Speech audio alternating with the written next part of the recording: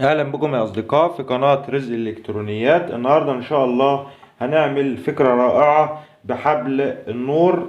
هنشوف الفكرة مع بعض. هنحتاج في الفكرة دي اي سي 4017، وهنحتاج مكثف 3.3 مايكرو، 3.3 مايكرو، وهنحتاج سنسور، وهنحتاج ترانزستور بي سي 547، وهنحتاج ريليه 5 فولت، وهنحتاج شاحن 5 فولت، وهنحتاج حبل نور. تمام كده يا اصدقاء، دي المكونات اللي احنا هنحتاجها. ركز معايا، هشرح لك حاجة حاجة وهنشوف الموضوع ده عملي مع بعض ان شاء الله. اول حاجة انا عندي طبعا اطراف الاي سي 16 رجل، ادي 8 وادي 8، ادي الدليل بتاعي، دي رجل 1 ودي رجل 16. طيب بوصل رجل 15 برجل 4، باخد كوبري طبعا، والكوبري التاني من رجل 13 لرجل 8، ده كده الارضي اللي هو 13 و8. تمام كده يا اصدقاء، دي اول حاجة بعملها. هشرح لك مكون مكون بيتوصل ازاي عشان ما تتوهش في الرسمة دي. تمام. طيب المكثف ال3.3 مايكرو، معانا الموجب لرجل 14 في الاي سي، السالب لرجل 8. تمام كده.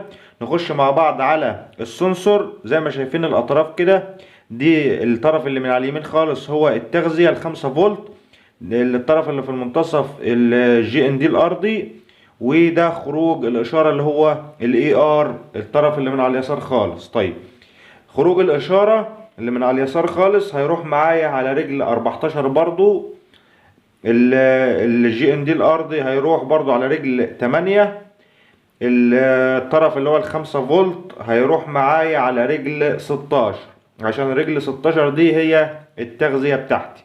تمام كده يا اصدقاء، رجل 16 في الاي سي. كده انا خلصت برضو من السنسور. نخش بقى على البي سي 547. زي ما شايفين اطرافه كده كولكتور بيز ايميتر. الطرف الايميتر هيروح معايا برضو على الارضي او السالب بتاع الدايرة.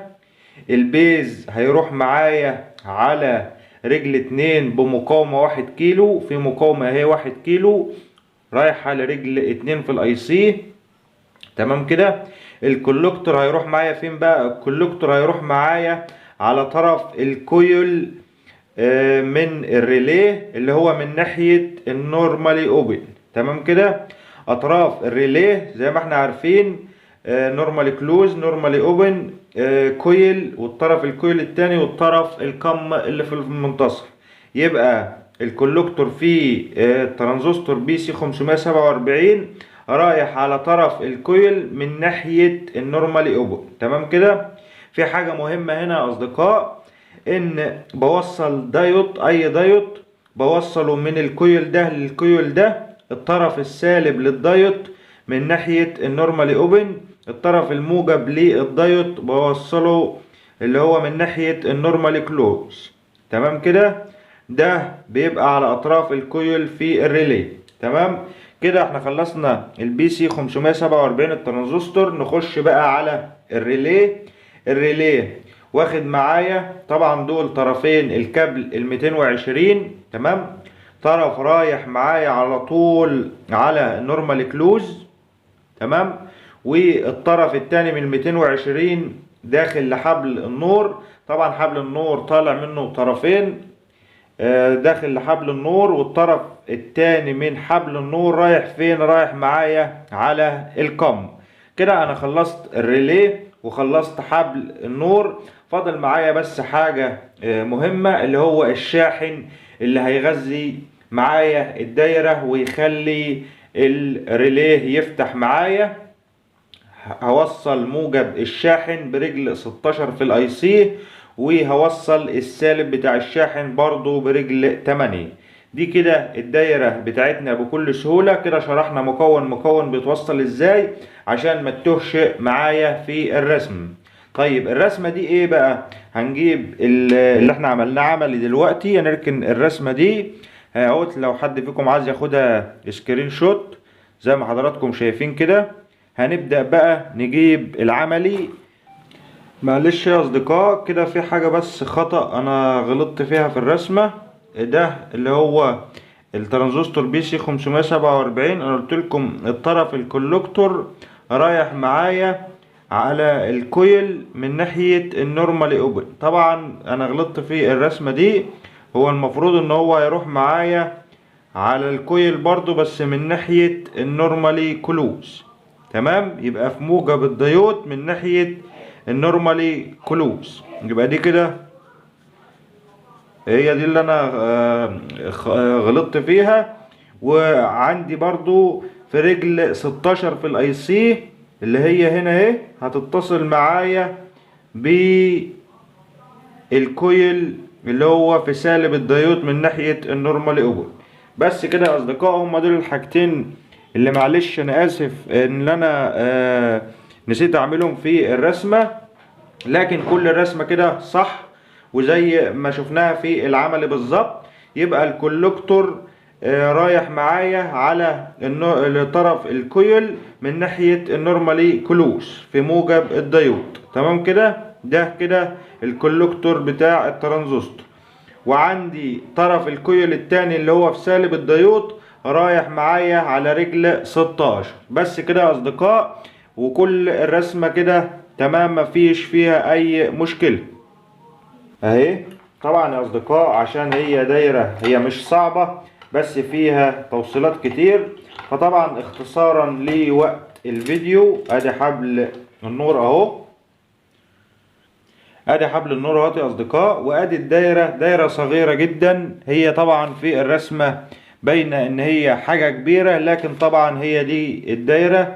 ادي الاي سي والسنسور والترانزستور والمكثف والريلي زي ما حضراتكم شايفين كده. تمام، وصلناهم زي ما شفنا في الرسمة. وادي عندي كابل ال 220 وده الشاحن. هنوصل كده في الكهرباء ونشوف مع بعض. هنبدأ كده نوصل في الكهرباء اهو، وصلت الشاحن وهوصل فيشة الكهرباء، وصلت كده يا اصدقاء اهو. هنبدأ بقى نعمل ايه يا اصدقاء؟ ده كده حبل النور معايا اهو. هنبدأ نجيب اي ريموت عندنا، ده ريموت اهو. هبدأ اضغط كده على اي زرار. ايه اللي حصل يا اصدقاء؟ الحبل النور كله اضاء معايا اهو. طيب هبدأ اضغط تاني كده، طفى معايا. هبدأ اضغط على اي زر تاني، اشتغل معايا كده حبل النور زي ما حضراتكم شايفين كده اهو بكل سهولة خالص. هبدأ اضغط على اي زرار تاني، فصل معايا. طبعا دي كده دائرة تحكم رائعة جدا وسهلة جدا ان انا اقدر اتحكم في حبل نور زي ده.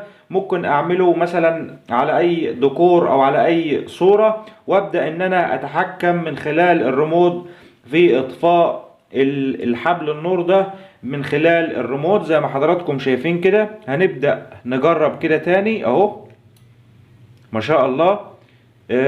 حاجة بسيطة جدا ومكونات بسيطة، يعني كلهم 5-6 مكونات زي ما حضراتكم شايفين كده اهو. هبدأ اضغط على اي زرار تاني اهو، فصل معايا.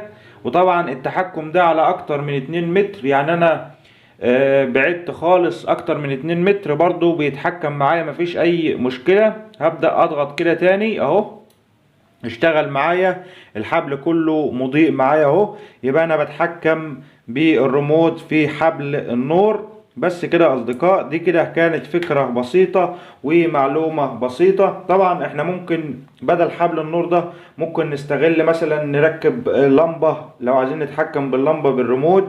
تمام، طبعا انا عامل الفيديو ده موجود برضو على القناة. بس كده يا اصدقاء، ده كان فيديو بسيط، ارجو اكون قدمت معلومة بسيطة. لو استفدت من الفيديو يا ريت تدعمني باللايك والاشتراك في القناة وتفعيل الجرس عشان يوصلكم اشعار بكل جديد وبكل فيديوهاتنا الحصرية. شكرا ليكم واشوفكم في فيديو جديد.